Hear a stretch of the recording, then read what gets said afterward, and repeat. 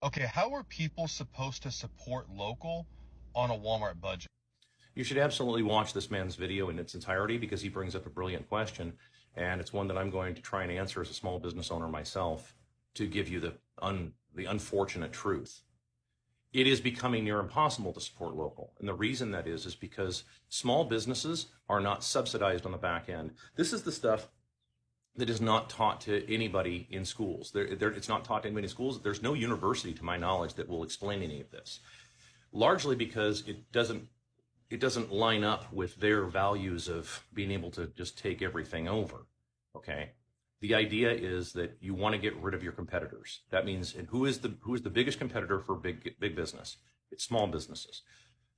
The idea used to be that like, no, there's no way to compete against big businesses. That's actually not true. In a real world hard currency environment, big businesses they can't hold a candle to small businesses. Small businesses will run roughshod over them all day long. That's just how it is in a real world, actual free market economy that has a hard currency. Now, the dollar is not a hard currency. The dollar is a fake currency printed from nothing. And all of that counterfeit money has to go somewhere. And it gets used to buy up small competitors. And the small competitors that won't sell out, what they do is they surround the small competitor with so much corporate competition and drag prices down to the point where there's a psychology that goes with that. And this is exactly what this gentleman addresses. It's like, well, how do we afford that? Because so-and-so is selling it at this price. They're doing that only to get you in the door. Now, they're going to come back and lace you later on. As soon as all the small businesses are gone, watch what'll happen. All those big companies will start closing down locations. This is exactly what'll happen. They'll start closing down locations. You're seeing that happen right now. You'll go into these mega stores where there's like 1,400 checkout aisles and there's like 3 people working. You'll see that too, more and more and more, because these companies aren't going to replace anybody. They don't care about your time. They don't care if you stand in line for 3.5 hours. The Soviets dealt with the exact same problem. Okay. The Soviets dealt with the exact same thing. We are approaching a Soviet system. Like, no, this is capitalism. I love you young people out there and the fucking college kids. Like, oh no, it's late stage capitalism. Dude, there is nothing free market about this. And you guys have got to stop saying shit like that. You're going to have to start looking at like the reality, because the Soviets, who were arguably not capitalist, had the same thing happen. I keep saying this over and over. The outcome is the same. If you have central banking and people counterfeiting money, the outcome is the same. I don't care what ism you call it.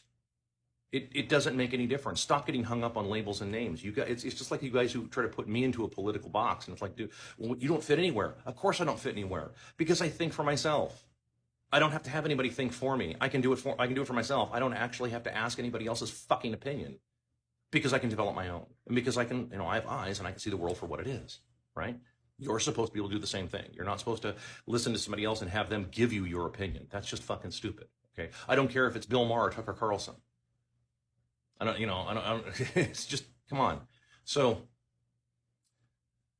small businesses are going to have to continue to raise their prices, while the bigger businesses will continue to keep their prices flat. Now, of course, the quality is going to continue, the quality and the quantity of the product and everything is going to continue to shrink and so on, because these companies have to continue to go down that road as well.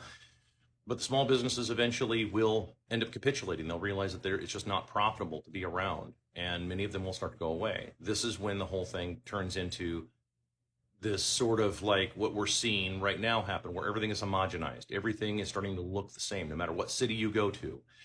All the strip malls look the same. They all have the same corporate, players in there. It's all the same shit everywhere you go. It all looks the same. Again, remember, the Soviets had the exact same everything looked the same, gray buildings and shit like that. The architecture starts to look, like beyond just simply utilitarian, but becoming just basically gray and ugly. Yeah, that's where we're heading. Okay. So to his point of talking about, well, how do you support these small businesses? You probably can't at this point. Most of your small businesses, sorry to tell you, my fellow colleagues in business, many of you are probably not going to survive it. You're going to do what I did. You're going to start shutting them down, which is what I did. I started shutting them all down because I knew where this was going, and I also saw how the profit margins were working. and it's going to start hitting franchises too. The big mega corporate franchises, many of you guys are going to get hit too. You're going to be little more than just glorified managers.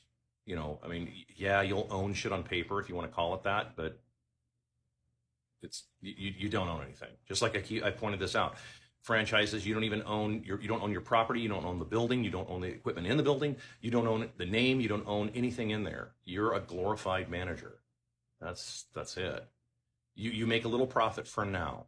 Eventually, you will get a haircut, and it will continue to go that way, especially as customers or as consumers start realizing that they don't want to go there anymore. They're like, dude, first of all, I can't afford it. And if I can't afford it, why would I go to you? Because you guys suck and your food is garbage. And they're like, yeah, that's where it's going.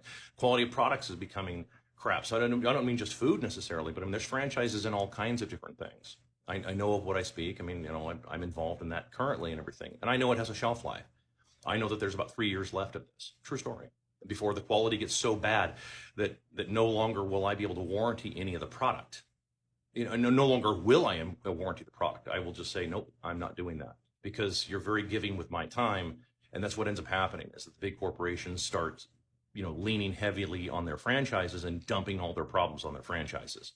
Serious. That's how this works. I realize this is a little bit more advanced discussion for some people, but like, this is exactly what happens, right? I'm telling you, this is textbook, dude. This is right. This is exactly how this is going to go down. So if you're wanting to support your small businesses, you can try it for a while, but eventually, like this gentleman points out, you're going to have a hard time justifying it. So how do you solve it? Well, if you made it this far in the video, I'll explain how you solve it. You get the dollar to die. You get the dollar to unalive. You have to get rid of the US dollar. The US dollar is the single worst, most worthless garbage bullshit currency that has ever existed in the history of this planet. Even the Romans couldn't make a currency as worthless as the dollar. You have to get rid of that. And the only way to do that is to get it to inflate to complete worthlessness, to where it's just blowing around in the corners. And it's not going to do that this time. Traditional inflation isn't going to happen the way that a lot of the economists out there think. You know, this is where I break from the pack from a lot of my economic brethren, where I point out that it's not, the inflation isn't going to happen the way you think. It's going to be pocketed inflation, and it's going to be deliberate. Americans will experience huge amounts of inflation. Illegals will not. Americans will experience huge amounts of inflation. Illegals in the same country will not, because they will get their rents and other things that they're doing, their living expenses, subsidized on the back end, and you won't see it. So there won't be the type of Weimar Republic type hyperinflation. There won't be the Zimbabwe style hyperinflation that you think is coming. Sorry, Bitcoin bros, it's not going to happen. Not that way. Not the way you think it is. Okay, gold bugs, all you guys out there, it's not going to happen like that. You have to get rid of that currency in order to, you know, and once you do, small businesses will come rushing back in. There'll be small businesses everywhere. There'll be thousands and thousands and thousands of small businesses just in walking distance of your house, and they'll be everywhere. And they will be legitimately small businesses owned by people who actually, I don't know, own the property, own the building, own everything in it, and they themselves work in their business. That will come back if you have an honest currency. But you have to get rid of the dishonest currency first. And I've never seen, and I've been over this a couple of times in other interviews, where I point out, and I know they disagree with me on this, but it's the truth. There historically has never been a time when a good currency has chased out a bad currency. That has never happened throughout all of human history. A bad currency always chases out good currency. And the reason it does is because it's so easy to get a hold of, right? It's so easy. It's quick and simple, right? It's the McDonald's of currency, right? It's simple and easy, but it's really bad for you. Yeah, that's the US dollar. And other stuff is going to be much harder. And too many people don't understand just exactly how much energy it takes to run a real economy. And I did a whole series on that. And, you know, I don't know, but go back and watch this video. But those are my thoughts on it. I hope you kept up.